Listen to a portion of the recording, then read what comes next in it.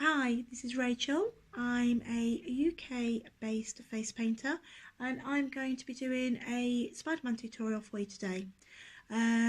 What I tend to do with my tutorials is I will start off with a very basic design, one that I feel that any face painter could do, whether you've just picked up a brush or you are waiting on your first gig. I think that this would be something that would help you. What we then do is we take that same design and we will add stencils and other things that will really embellish that design and take it to the next level, which I think is quite helpful for intermediate face painters that may be looking at ways to improve a design that they've already got under the belt. So Spider-Man, he's not going anywhere, is he? With the re-releases and the films and the remastered cartoons, and it's just, he's here to stay. I've been face painting now for about 10 years, and Spider-Man has always been one that you get asked a fair few times to do. So I'm going to show you how I do it. Fashions have changed a lot over the time I've been painting. We used to do it where it would be a full face. That thankfully has changed a lot, whereas now we tend to find that our Spider-Mans are only half face, sometimes even a quarter of a face with just the eye, which is great in theory because it means that we're going to be using less product, which hopefully would mean that we'd have more profit. It's also very quick then, it makes it quicker for us. What you've got to remember as well is that these children are our walking, talking advertisements. So if little Billy has got face paint, I want that face paint to look as good as it did the moment I painted it to when Billy's mum and dad pick him up 40 minutes later. We all know that children slobber, they'll wipe their face, they might have a cold, all sorts of things like that. You know, they're eating, they've got cake all everywhere. So the idea that this area is kept clean, I feel really does help us. So today what I'm going to be using personally, I'm going to be using a red, which is the Superstar red, for the base. You could use Snazaroo red. It's a very good red for Spider-Man, actually, Snazaroo, and it's great for bases. I'm also going to be using a DFX white, and I'm also going to be using the DFX black. I will be using 3 brushes. We've got the number 10 round, which is the Royal and Langnickel one that I'll be using. I've got 2 of those, one for the white and one for the red. I've also got the number 3 low Cornell brush. This is the 795 series, the gold grip we call them. They are a very, very good brush that you should have in your kit, in my opinion, and if you can get them, grab them. If you do struggle, please comment below and I will endeavour to try and point you in the right direction for any suppliers. You could also sponge this base on. There's no reason why you couldn't if that's what you prefer to work with, that's your chosen medium. A great tip with regards to sponges, if you were looking at Spider-Man and maybe you struggle with the balance and the symmetry of the design, you could always use a petal sponge. Cover that in white, and then if you lay that over the eye, you've got quite a perfect Spider-Man eye there that you then can work with. I will be using brushes today, okay? You don't have to use a number 10 round if you aren't as confident as myself. You could always use a smaller brush to get the lines where you want them and then fill it in with the larger brush. Like I said, if you struggle with the balance and you tend to find that you're struggling with the eyes, if you're right-handed, it may be better for you to paint your left side first. Then, by painting your right side afterwards, what you're doing is, because this is your stronger side, it's easier to copy your weaker side, if that makes sense. Another tip that I have is I am a very visual person. I like to see where my placement is, especially on the job as well, and I tend to find I'm always painting as join the dots. And I'll explain what I mean by that to you. I know that Spider-Man's eyes are going to stop about here at the points, okay? So what I'm going to do is I'm going to use my eye as my base. So I'm going to have my first dot here. So this is going to come up like that and then round. So I know that I want that to finish about there. And then I want this to go in to about there on my eyebrow and then come round. So already I've got the shape. I'm going to do exactly the same on this side now. So I'm going to look at where I am on my eye. So I'm about there. Keep it the same height, which is where my lovely lines on my forehead come into great play. And even then you can see I'm probably a little bit low. And then again we know that it's going to finish there on my eyebrow, come in tight there, and we're going to have a dot there and a dot there. Okay, and then all we do is we join them up, which makes it quite easier. I'm going to use my mirror because by painting into the phone it's a little bit difficult for me, so just bear me a second. Okay, so I'm going to take it from the corner there, come up and then bring it to the tip and take it round, joining those dots, okay? And then again,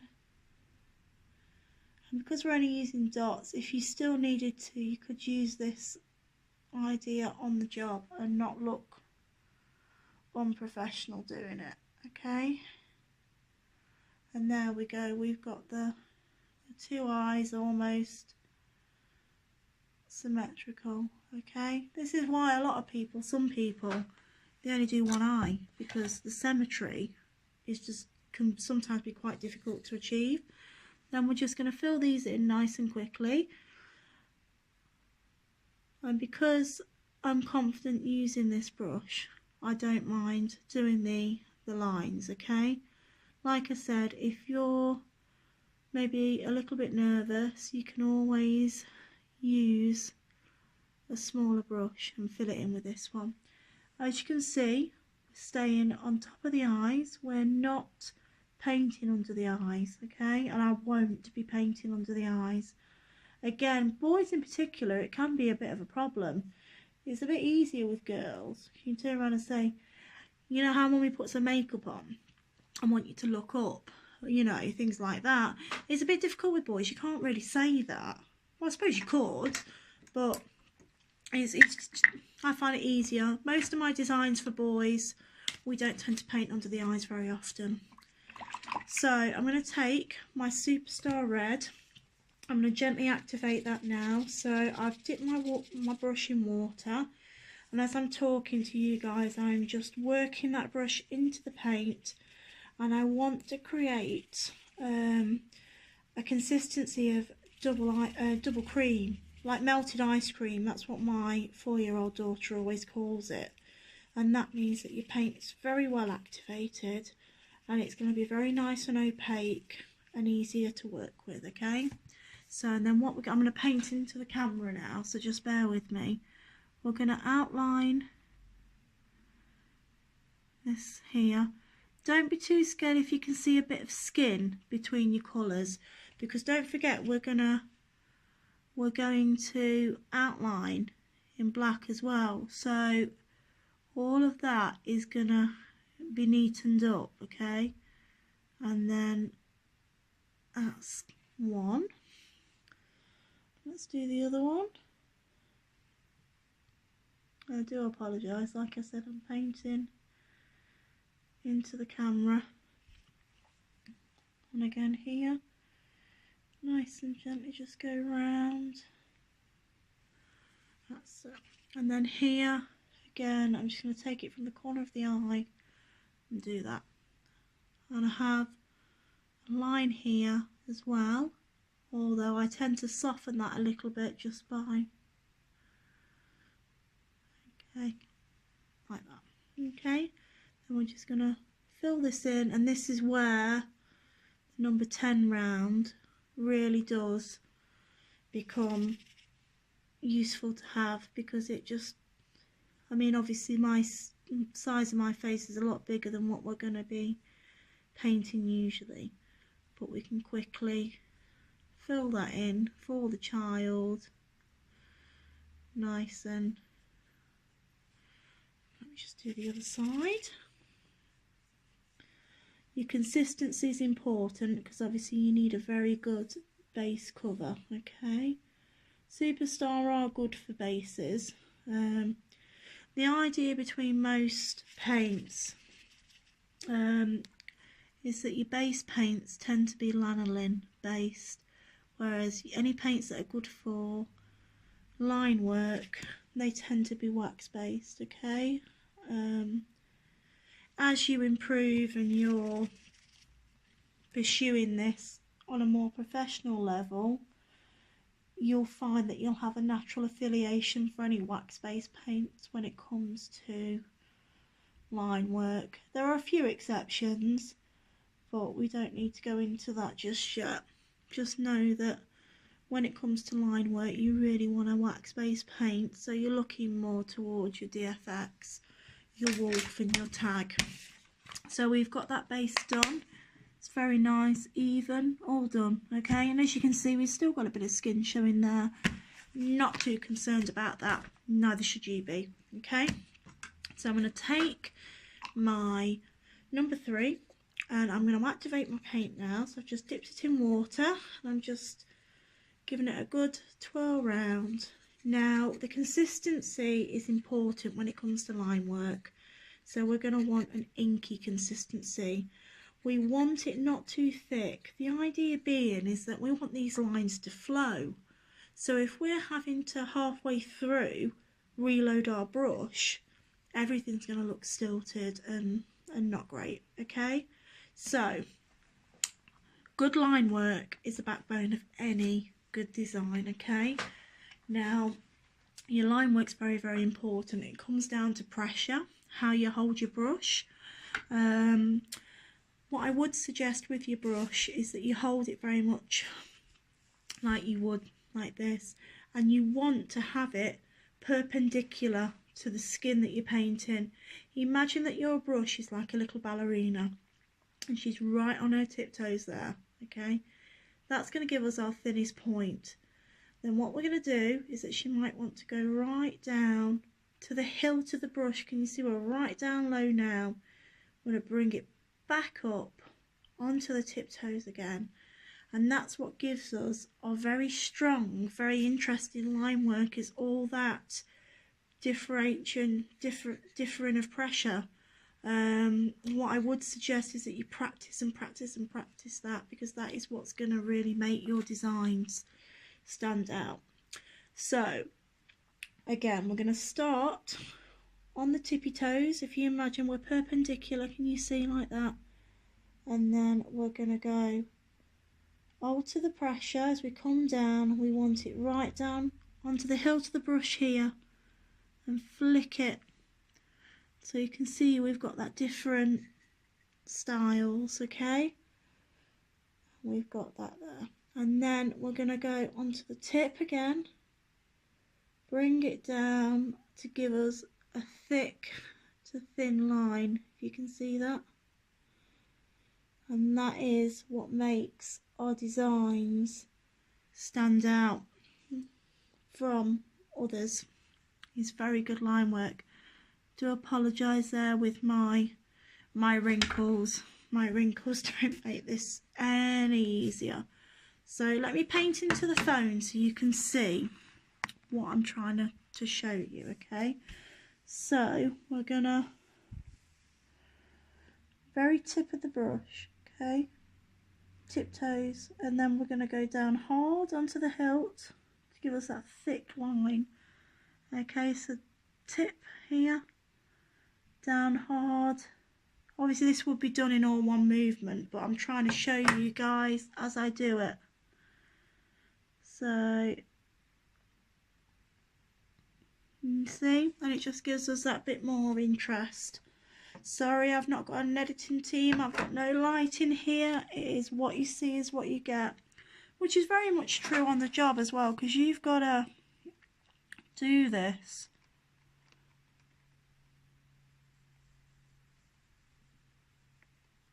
to order, and you tend to be doing it almost as entertainment for other people, you know. So now what we're going to do, same idea, and we're going to do what's called an elongated teardrop here. So we're going to go very onto the tip, the brush, down hard, and then we're going to stop, and it gives us a teardrop. Okay, so do it this way as well to show you.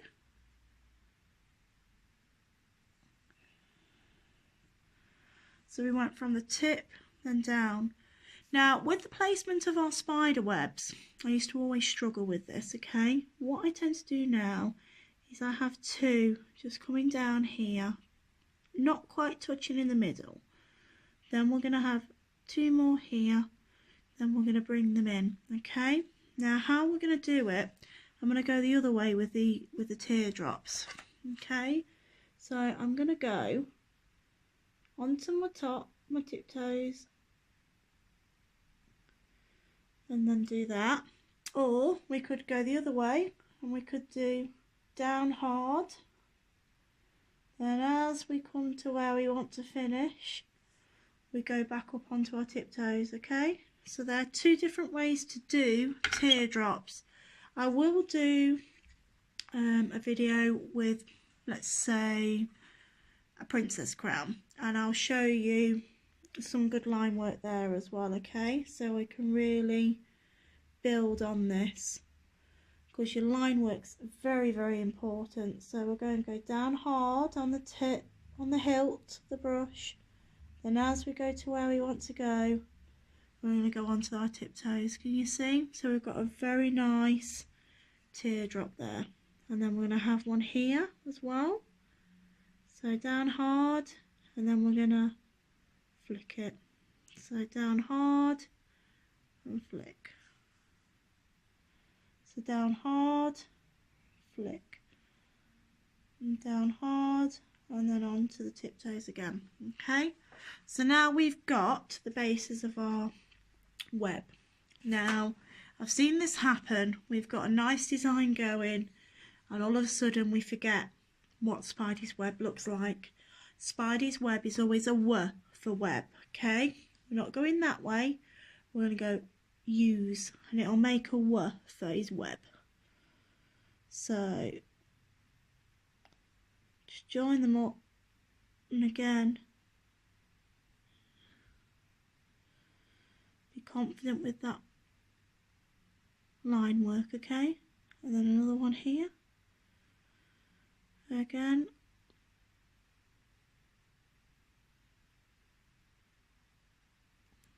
You see, so W for web. I've been there, you know, you're at a gig and your mind goes blank. All of a sudden, everything you think you know, you don't know. And it's always worth remembering W for web. But I can be a little bit dipsy sometimes, so this is my way of trying not to be so dipsy. So, but as you can see, we've got a nice web there. I've not joined it here for a reason, which you'll see. But if we were at a gig and you've just started and you're a bit nervous, this is Spiderman. To any 4-year-old, they're gonna love this. And I'll guarantee you, most parents, they're happy with this. So join me in a few minutes, and we're going to take this design and we're going to lift it even further, and we're going to create a whole new design from this one. Okay, so back into. Okay, so we've got Spider-Man, we've got the basics. Okay, now I did mean to say as I was painting, I did forget, if you really do struggle with these webs, or say if you were thinking of another way to do Spider-Man with less paint, you can purchase stencils such as these, okay? So you'd have that on and that would create the web for you very quickly, very easily. Say if you were at a festival and you wanted to just quickly do the eyes, then use red. You could quite quickly create a base that way. So there's always ways around things if you're a little bit stuck and you're a little bit worried, and you know, there's ways to conquer all our fears. So I did mention that we'd be working with a few stencils, okay? So the first thing I want to show you is a spider stencil. This one here, which is quite nice, simple. It's a little bit big, but it does do the job. You can have that there if you wanted to, and lift it even further. If you wanted to, you could have it in the centre. So maybe take this teardrop out and just have the spider. It's really up to you. This is where these designs that are basic, suddenly doors open and they can become very much yours. And it's worth a couple of nights a week, one night a week, just having a play and seeing what you come up with. I have got what we call in the industry texture stencils, okay, and this one is just some dots. They are very good because what they'll do is they'll add some interest to our design and they'll lift it to another level, which is what we wanted. I'm going to be using a finger dauber and I will be using the DFX black. So I'm going to I'm using a jug so you guys can see what I'm doing inside the water, okay? I do have a brush well that I normally use on the job, but this is for your benefit. So I've got my dauber. I'm going to pop it in the water. And what I'm going to do, I'm going to take my thumb and take as much of the excess water off as I can. We don't want to go into these paints too wet, because then what happens is the paint becomes that wet and it's no good for stencils. You'll have a design that you're really happy with and you'll get a stencil that'll bleed through it. For a long time I avoided stencils for this reason, but now I think I've got it down. The idea is that we want it to be so we can, it's almost a stipply effect, and we can then keep dabbing and get that to an opaque level that we're happy with. So I'm going to use the dots here and I'm going to use them on the side of the design here, just to add a bit of texture and just to sort of bring the design, soften it and to bring it into the face so it doesn't feel like it just stops, if that makes sense. So again here, we're going to hold the stencil firm and we're just going to dab, okay? Just keep dabbing up and down, okay? And if you've got hold of that stencil, we can end up with some very good dots. What I personally do here is I take the stencil and I'll just add a few dots on the bridge of the nose. Again, we're just trying to soften the design and make it feel like it's not just ending, if that makes sense. But it is a superhero mask, so it's not the end of the world if it does, okay? So we just got a few dots.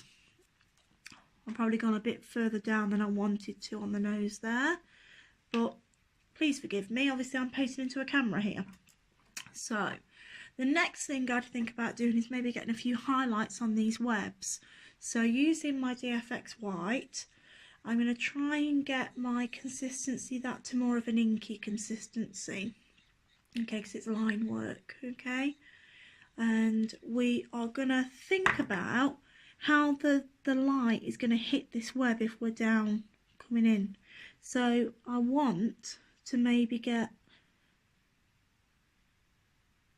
a little bit of white on a couple of these webs. Nothing too major, and certainly not all of them, just a few, just to show that we've got this. And maybe one here as well. It just shows that the light's hitting, okay? And then I want to introduce you to something that you may have already seen in other tutorials, you may not have. They're called star blends. Now these are basically a highly pigmented eyeshadow. We use them quite a lot in the face painting industry. I use mine dry, okay, and use it as a powder. Once you add water to a star blend, they cannot be used dry again. So it is something to not take lightly if you want to do that. Mine are all dry and they are going to stay dry. The great thing about star blends as well is if you're in a humid climate, or if it's a particularly hot day and the children are very, very sweaty, these make great bases. So if you've got a red base, if you were to do that on your Spidey, it'd last longer. It wouldn't sweat off as quickly, if that makes sense. So they do have a place in our kits. They're great for butterflies as well. If you've got a few really, really bright bold colours, maybe a yellow and a pink, something like that. Because they're dry, there's no waiting time, which means you can go on and do your line work very, very quickly. Great for tigers as well. If you've got a yellow and orange, they'll make a great tiger. So it is worth having, but we're talking at least £10 for 56 gram, but they last a long, long time. Okay, so I'm going to just get some of the powder on my brush. It is a pressed powder, so you do have to work it to get that loose powder. And then what we're going to do is I'm going to create a sort of shadow here to give it an almost 3D effect. So I'm going to just go straight onto my face paint, and I'm just going to, there, and using a brush with nothing on, we can give it a little bit of a blend nice and quickly. And then we've got a nice effect going on there. And this can be achieved in seconds, 30 seconds. We've got a nice 3D effect going on there, okay? And then if you wanted to, we could bring it down here as well. So it's a good tool to have, and if you've got the time, it can really work in your favour. Obviously, if you haven't got these, but you wanted to do something like this, you could always use a 3/4, and you could take a black and white one stroke, and if you've loaded your black up here, you'll get your outline nice and easy that way. So that's also an idea to do it. But just by creating a little bit of shadow, what we're doing is we are lifting this design to a completely new level. It's an interesting idea, just by adding a little bit of shadow, and you can do this to a lot of your designs. Your Wolverine, again, if you wanted to add some shadow, that would work. Some butterflies. The list is quite endless. So all of a sudden our Spider-Man eyes, we've lifted them even further. Now if I was going to do this and I wanted to have this for my Facebook page, or say Instagram, if I was going to try and generate some interest there, I would think about maybe painting my lips. I wouldn't do it on the job, because it'll probably be boys that want this, but also for hygiene reasons. If you do paint children's lips on the job, say if they've got a butterfly or something like that, always use Q-tips, okay, because you're then minimizing the risk of passing anything on through the lips. Okay, so but obviously I know where I've been but obviously I will be washing my kit thoroughly once this video's done and taking the appropriate measures. So I'm going to just quickly do my lips.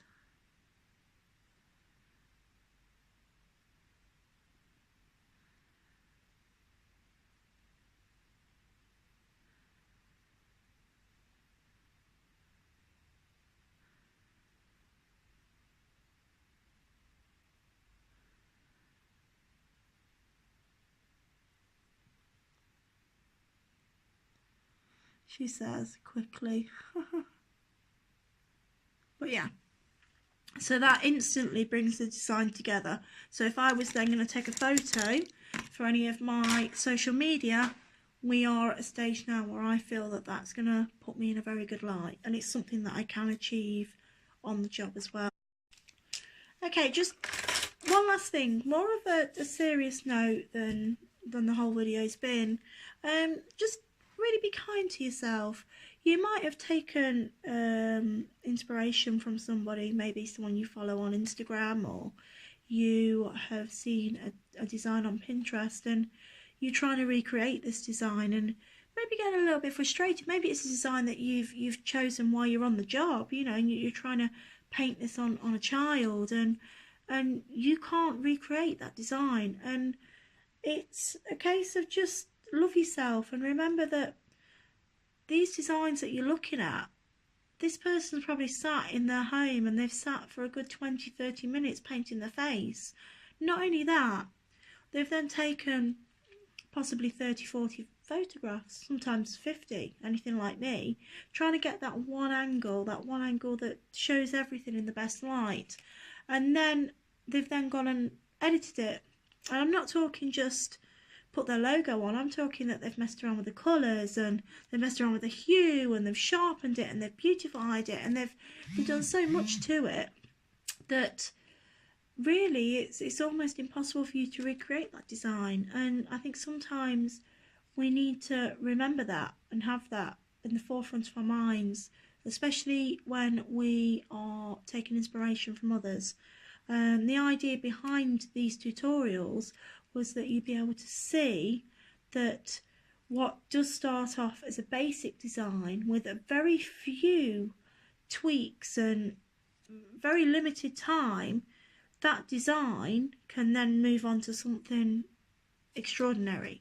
The idea behind it is that the basic designs that you've got, that I'm showing you, if you can get those nailed in maybe a minute, 2 minutes, and it's doable, it is doable, this one as well, to then be able to go on and then spend another 90 seconds to 2.5 minutes just embellishing it and making it even better, you are able to do that and break it down. So that's really the last thing I wanted to say.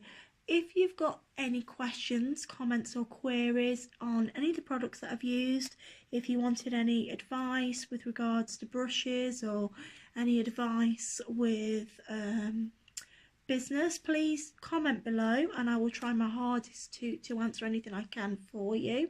If you'd like to follow me on Instagram, I'm Face Painting Lady, and on Facebook, Rachel Green.